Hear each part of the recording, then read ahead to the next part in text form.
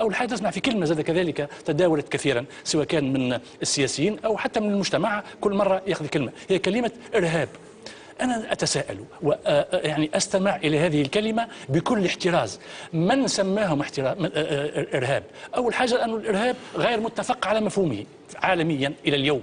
هو كلمة إرهاب كل واحد يصنفها كما يريد.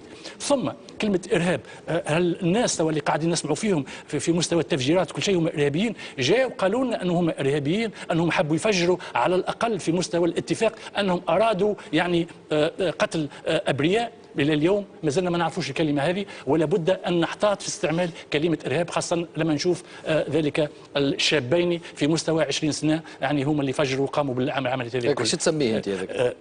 عنف شديد؟ لا ما زلنا ما نعرفوش. إذن التحقيق الأمنيين هم الذين يعني يستنسخونهم ويشوفوا ساعهم هل هي يعني حالات وزارة فردية. الداخلية صنفت المجموعات مجموعات إرهابية. هي تنجم تصنف على نفسها، وأنا زاد عندي رأي في الموضوع حتى نقول أنه الناس هذوما يلزم هما يعترفوا، يلزم الابحاث تنتهي الى حد انه توريطهم بهذا يعني المفهوم اللي هو مفهوم خطير جدا. وفي ذكر هالموضوع هذايا رجائي كذلك من خلال هذا. لا اللي ذبح الجنود في 8 في الشعام. شو تسميه انت هذاك؟ نستناوه حتى يجي يقول راني انا ذبحت باش تصنفوه ارهابي.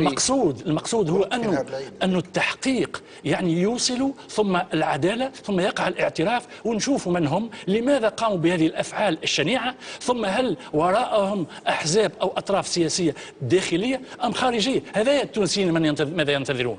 ثم على مستوى